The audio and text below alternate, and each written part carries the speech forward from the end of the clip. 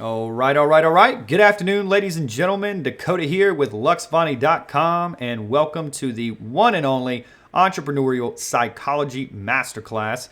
In today's particular video, we're going to be progressing through lesson number 2 of this masterclass, which is all about your neuroticism score.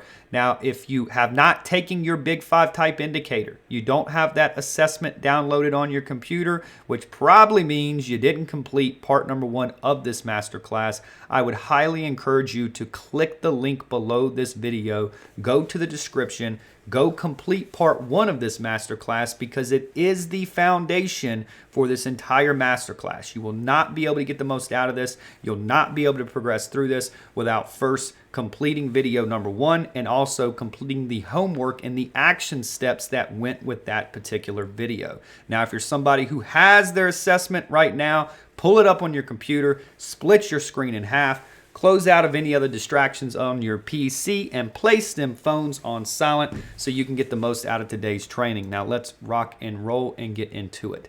Now, if you're looking at your Big 5 type indicator right now, I want you to scroll down to the bottom of it, and I want you to look at one of the most important traits when it comes to this psychometric assessment, and that is, of course, neuroticism. Now, if you're looking over this right now, you'll see average people, 54% is about the average for what people score in neuroticism. And then you go high or you go low, right? So my goal with this is to walk you through what all this means. And by doing that, we need to first define exactly what neuroticism means, right? So when it comes to neuroticism, this is a personality trait that is associated with negative emotion. Not positive emotion, not empowering emotion. We're talking about disempowering emotion. And when it comes to disempowering emotion, negative emotions, if you will, we're talking about traits such as frustration, disappointment, grief, pain, anxiety, uncertain, and the most extreme of them all, of course, depression. So majority of people who have depression disorders, anxiety disorders, these people do score above average in neuroticism.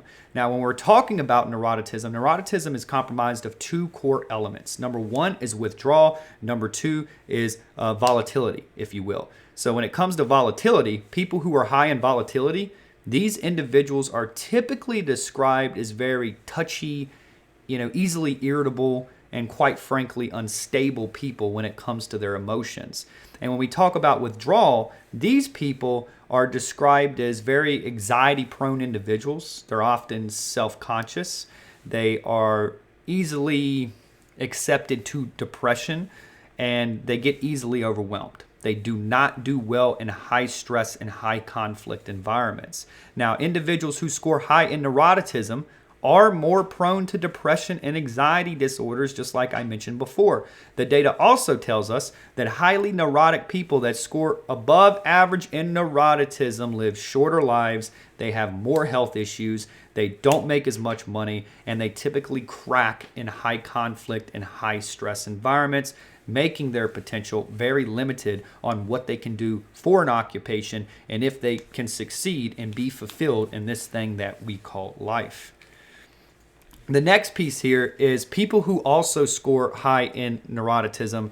They're often very pessimistic people with a lot of limiting beliefs. So they're constantly worrying.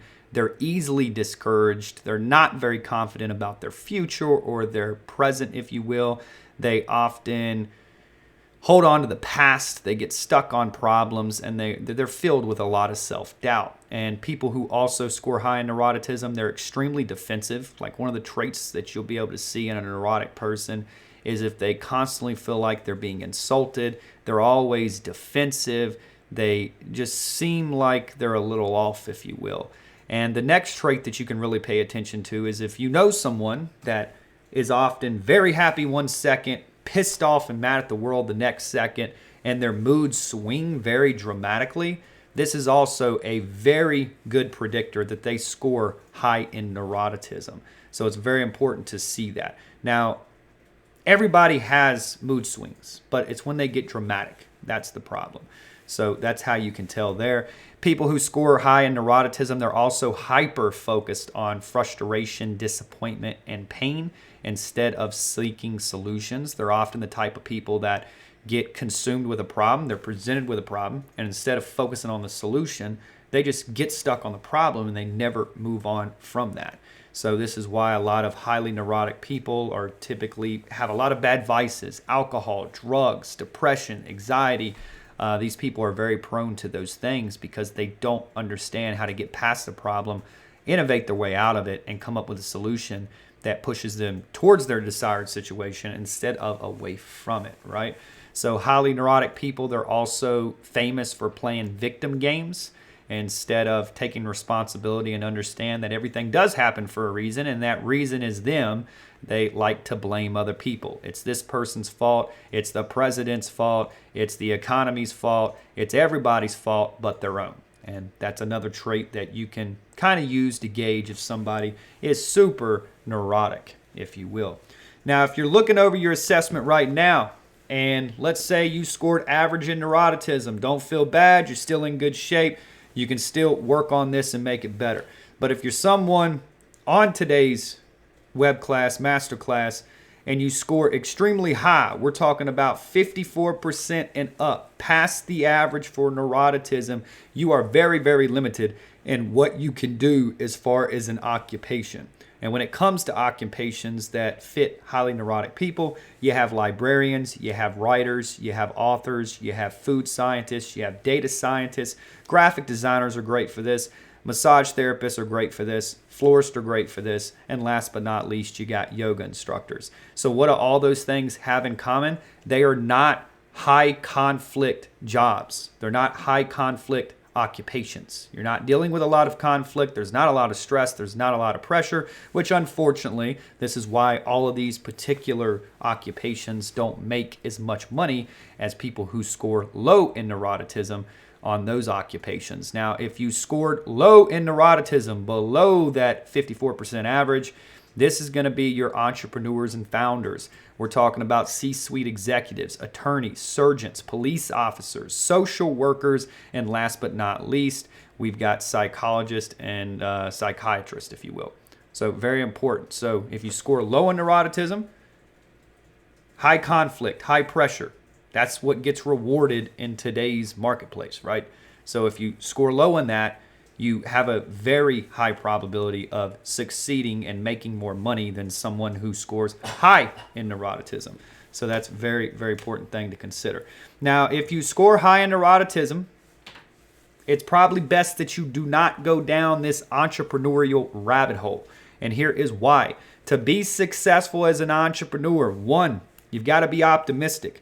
You got to possess a growth mindset, not a fixed mindset.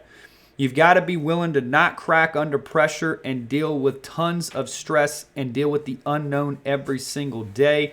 And you've got to be willing to move from failure to failure without loss of enthusiasm. You have to be someone who understands you either win or learn. There is no failure until you quit. That is the only way you fail.